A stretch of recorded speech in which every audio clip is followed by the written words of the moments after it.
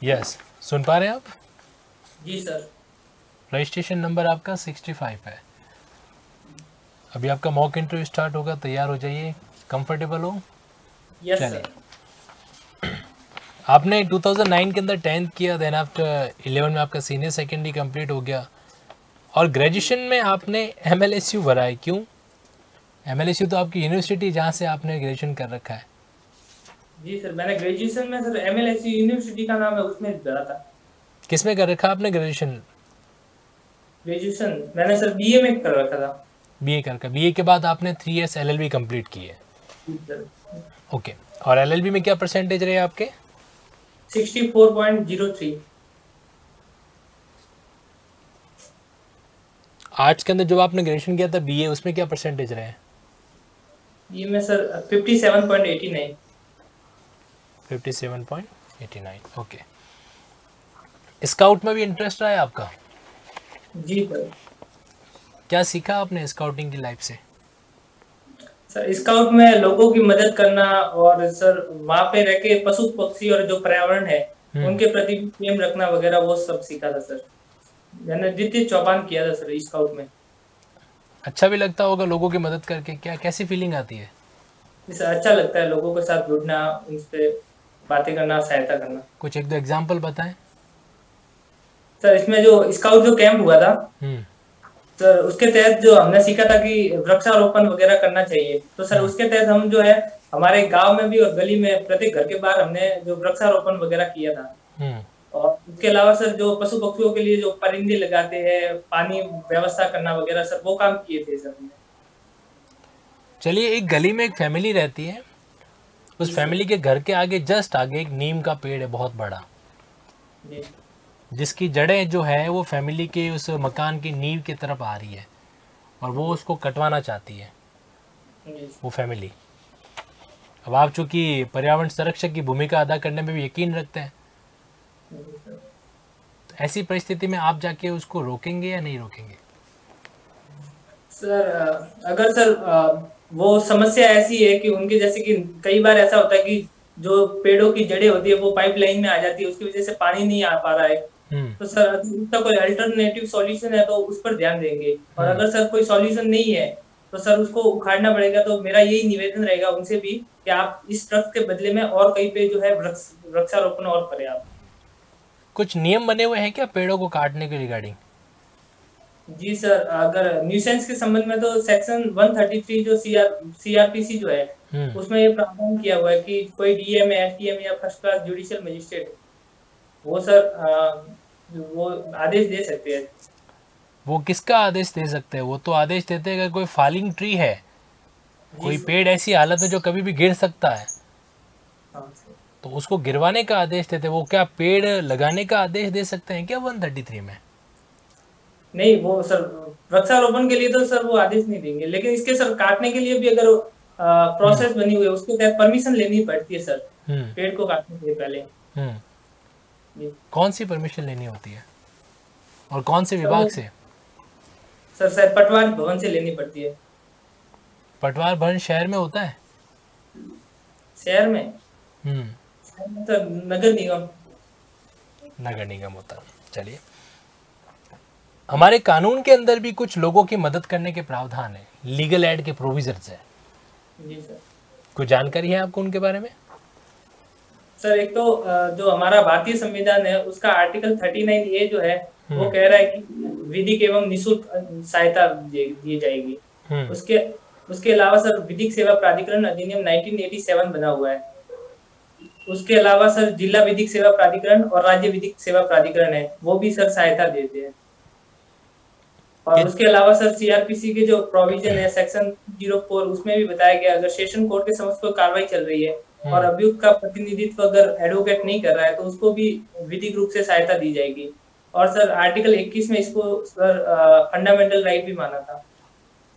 Legal aid को जी sir. Judgement का नाम याद है आपको? सर एक तो जो एमसी हॉस्कट वाला केस था वर्सेज महाराष्ट्र राष्ट्र, हम्म और सर उसमें आरा खातून वर्सेज बिहार राज्य ये 1970 सर वहाँ का है। इससे उस केस रिगार्डिंग एक कॉन्सेप्ट भी तो है, बड़ा प्यारा कॉन्सेप्ट है, PN भगवती साहब का लिंक है उस कॉन्सेप्ट से। जी सर, पीएन भगवती साहब जो थे उन्होंने सर वो पीआईएल जो जनहित याचिका होती है उसका प्रतिपादन किया था। तो उसके तहत सर कई सारे डिसीजन दिए गए।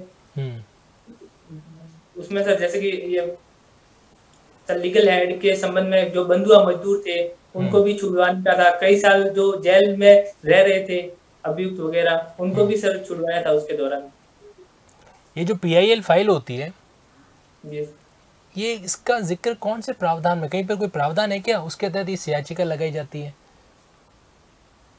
सर जनहित याचिका सर वैसे तो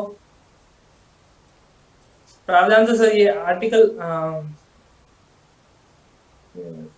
आर्टिकल सर ऐसे पर्टिकुलर आर्टिकल तो नहीं है सर पीआईएल का। बट सर जो एक तो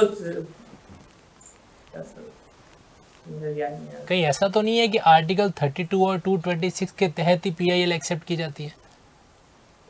सर आर्टिकल 32 तो फिर वो तो सर मूल अधिकारों के लिए सुप्रीम कोर्ट तो फिर वो दे सकता है। अभी आप ही ने कहा लीगल एड आर्टिकल 21 के तहत मूल अधिकार है, और अभी आप ही कह रहे हैं कि आर्टिकल 32 में वो पीआईएल तो आ नहीं सकती। ये थोड़ा विरोधाभास क्यों लग रहा है? सर वो पर्टिकुलर विधिक सहायता के संबंध में, और ये जो पीआईएल हो रहा है इसमें अलग मुद्दे होते हैं सर। हुसैन आरा खातून का मुद्दा क्या था? सर उसमें सर त्वरित विचारण वाला कॉन्सेप्ट था, त्वरित विचारण किया जाएगा वरना वो अभियुक्त के राइट का स्पीडी जस्टिस ना। मीडियम इंग्लिश है आपका? जी मीडियम आपका हिंदी है कि इंग्लिश है? जी सर हिंदी है मीडियम। हाँ, तो त्वरित न्याय मौलिक अधिकार के अंदर नहीं आता। त्वरित न्याय सर मौलिक अधिकार में सर जानकारी में नहीं है, चलिए कोई बात नहीं। लीगल सर्विस अथॉरिटी एक्ट का जिक्र क्या सीआरपीसी में कहीं पर है किसी सेक्शन में? विधिक सेवा प्राधिकरण 1987। जी सर, जो सीआरपीसी का सेक्शन 357A जो है उसमें बताया गया कि जो केंद्र सरकार और राज्य सरकार के जो समन्वय से जो पीड़ित प्रतिकर स्कीम है उसका जो निदान होगा वो राज्य विधिक सेवा प्राधिकरण या फिर जिला विधिक सेवा प्राधिकरण है वो करेगा। तो सर वहाँ पे एक तो जिक्र है। स्कीम का क्या नाम है 357A की? पीड़ित प्रतिकर स्कीम। ये जो पीड़ित शब्द है ये मूल सीआरपीसी में था? नहीं सर, इसको WA सर संशोधन करके 2 का सर्कुलर WA में जोड़ा गया था। और ये संशोधन कब का था सर प्लीज?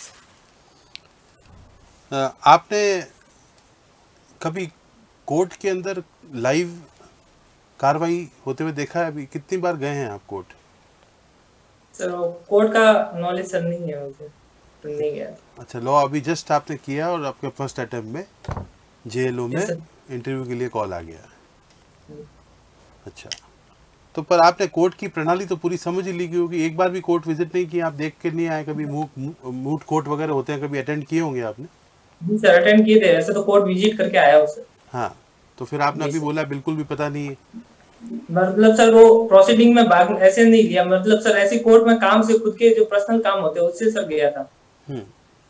अच्छा, ऐसा कौन सा सेक्शन है वो ये कहता है कि अगर मैंने एलएलबी कर रखा है और मेरा बार काउंसिल का रजिस्ट्रेशन मैंने नहीं कराया है और मेरे साथ खुद के साथ ही कुछ केस हो गया तो मैं उसकी पैरवी खुद कर सकता हूँ? सुना है कभी ऐसा? मैंने एलएलबी कर लिया, उसके बाद मैंने मान लीजिए सीए कर लिया या एमबीए कर लिया, अपना कॉर्पोरेट में नौकरी करने लग गया, मेरा रजिस्ट्रेशन मैंने बार काउंसिल से कराया नहीं, ठीक है, और अब उसके बाद में मुझे मेरे ही कुछ काम के लिए मुझे कुछ लीगल कुछ प्रोसीडिंग्स लेनी है या किसी के खिलाफ केस करना है या उसकी पैरवी मुझे खुद ही करनी है, तो क्या हमारे भारत के कोर्ट मुझे ये सुविधा प्रदान करते हैं कि भाई जिसकी तालीम ले रखी है मैं उसको आगे अपने केस में यूज़ करूं? और करते हैं तो कौन सा सेक्शन है, क्या है?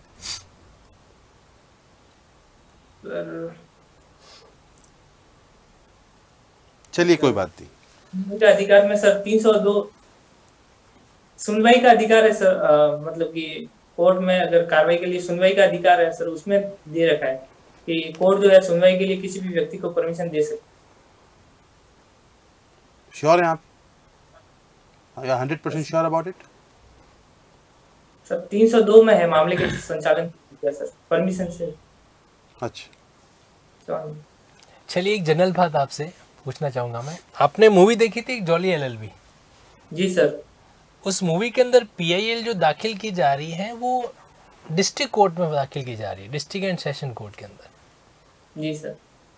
तो वो जस्ट एक काल्पनिक है या ऐसा कोई प्रावधान भी है कि डिस्ट्रिक्ट कोर्ट में पीआईएल फाइल कर सकता है? मूवी देख रखी है आपने?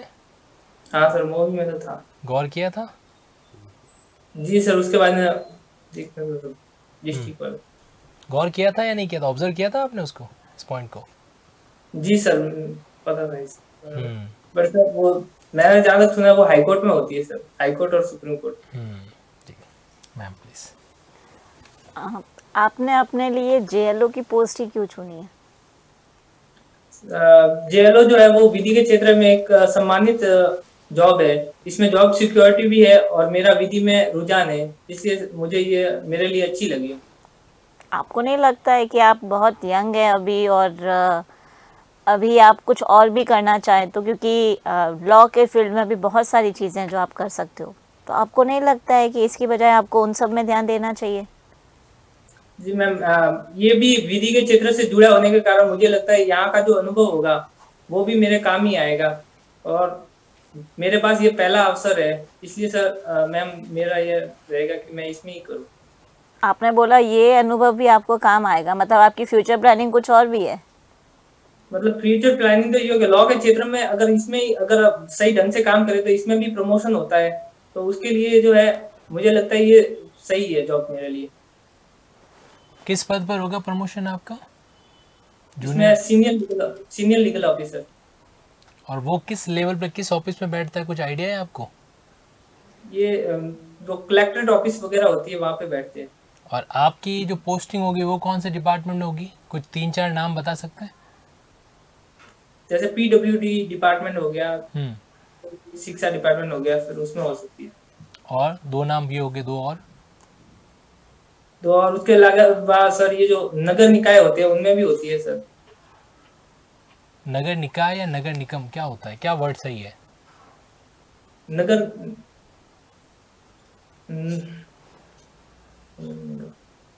नगर निकाय सर। चलिए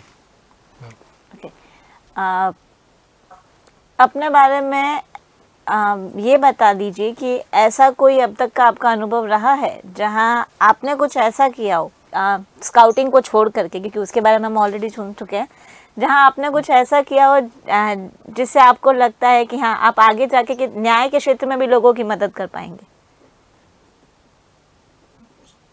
अभी तक तो ऐसा तो कुछ विशेष नहीं किया। ठीक है, चलिए आप जुड़े हुए रहिएगा, अभी आपको इंटरव्यू का फीडबैक देंगे। Thank you sir, thanks.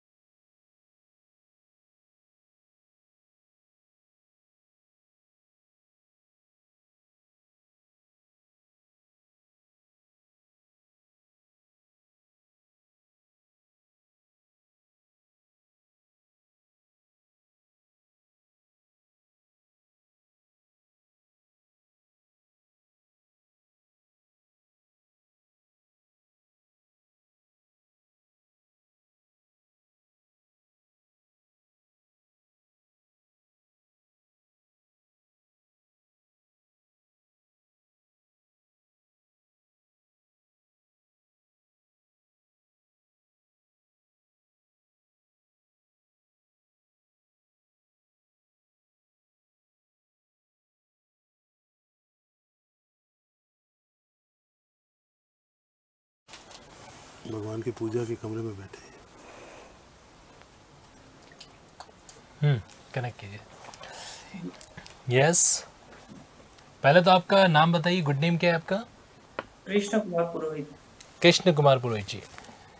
Krishna ji, आपके इंटरव्यू का पूरा जो ऑब्जर्वेशन बोर्ड ने किया है उसके पॉइंट्स मैं आपको भी बताऊंगा। प्लस पॉइंट भी हैं और कुछ नेगेटिव पॉइंट भी है। पहले तो मुझे बताओ, आप स्वयं खुद को कितने मार्क्स दोगे इंटरव्यू के लिए? आउट ऑफ 10 अगर मैं बात करूं, क्या स्कोर रहेगा आपके अकॉर्डिंग? 6 ही रहेगा मेरे। 6 रहेगा। तो जो आपने 4 नंबर काटे हैं उसके पीछे क्या क्या रीज़न रहेंगे? क्योंकि जो मेरे को लगा कि जैसे PIL जैसी बात है कहाँ पे होनी चाहिए उसके बारे में एकदम श्योर होना चाहिए। और उसके अलावा सर मेरे को नहीं इतनी लग रहे सर, 6 नंबर लग रहे हैं। सिर्फ एक पॉइंट के लिए 4 नंबर काट लोगे? एक नहीं, बाकी ओवरऑल भी देखा मैंने ऐसे। सही है। देखो ऐसा है कि प्लस पॉइंट आपका ये रहा है कि लेवल के हिसाब से आपकी कानूनी पकड़ अच्छी है। जेलों की पोस्ट के हिसाब से आपका जो कानूनी कॉन्सेप्ट है, जो कमांड है, वो ठीक है। ओके, बट कुछ चीज़ों से आपको बचना है। ज़बरदस्ती कहीं पर सेक्शन का हिंट मत दो इंटरव्यूअर को। ओके, बीच में कहीं ऐसी जगह आई थी जहाँ पर आप सेक्शन का जिक्र कर रहे थे बट वापस आप खुद पीछे हट गए क्योंकि आपको लगा कि ये सेक्शन तो मैंने गलत बता दिया। बताना ही नहीं है। जहाँ तक समझ, जब तक इंटरव्यू नहीं पूछे हमें सेक्शन पे नहीं जाना है। जब तक इंटरव्यू आपका जनरल वे में चल रहा है उसको जनरल वे में चलने दो। नंबर 1 चीज़। नंबर 2 चीज़ ये, जैसे कि शेकिंग पर्सनैलिटी जिसको कहा जाता है, अगर या तो अगर आपका आंसर नहीं आ रहा है, बड़ी ऑनेस्टी के साथ एडमिट कर लो कि सर इसके बारे में जानकारी नहीं। ओके, ये रिटन एग्जाम नहीं है कि लिखना शुरू करेंगे ना कुछ तो दिमाग में आ ही जाएगा। मौखिक में और रिटन में थोड़ा फ़र्क होता है। ओके, अगर नहीं आ रहा तो ऑनेस्टली एडमिट करो। ज़बरदस्ती उसका आंसर देने का हमें कोशिश नहीं करना है। ठीक है, आप 2 सेकेंड या 3 सेकेंड ले सकते हो सोचने के लिए, बट ज़्यादा समय लेकर भी नहीं बैठना है। ओके, तो इस बात का आप ध्यान रखें। और बाकी ईमानदारी है, ऑनेस्टी आपके अंदर, बोलने शब्दों की आपकी स्पष्टता रहती है, ये प्लस पॉइंट भी रहेगा। बाकी सर एनी ऐड ऑन? बस दैट्स इट। आपने बहुत अच्छा इंटरव्यू निभाया है। एक मेरा रिकमेंडेशन है, अगर आप कोई केस लॉ का रेफरेंस दे रहे हैं तो लीगल पार्लेंस में इसको अच्छा माना जाता है कि आप केस लॉ के उस केस लॉ को पूरा बयां करें, उस केस लॉ की दोनों पार्टीज हो और ईयर एकदम सही याद होना चाहिए। हसीना वाले केस में आपको ईयर याद नहीं था, तो ईयर भी, हाँ, साथ में जब ईयर बोलो तो पूरा साफ बोलो ताकि मालूम पड़े सब्जेक्ट पे हमारी कमांड इतनी ज़्यादा है कि हमें पर्टिकुलर केस लॉ याद है, उसका पूरा प्रीमाइस याद है और उसका ईयर भी साथ लगा है। ठीक है, बाकी बहुत अच्छा था। जब आप इंटरव्यू में जाएं थोड़ा सा ड्रेसिंग का ध्यान रखेंगे। ये कॉलर स्लैश शर्ट नहीं चलने वाला है। बियर्ड रख रहे हो तो भी उसको एकदम मैनेजेबल वे में रखेंगे। ओके, और नहीं तो ये सर आपको पूछ रहा था मैंने, व्हाइट शर्ट है और ऊपर सर वो वी कट वाली स्वेटर है तो चल जाएगा? हाँ, वी कट का स्वेटर कोई दिक्कत वाली बात नहीं है। ठीक है, बट ये इस तरह से कॉलरलेस शर्ट वगैरह ये आप मैनेज नहीं करें। Okay, overall all the best. Thank you.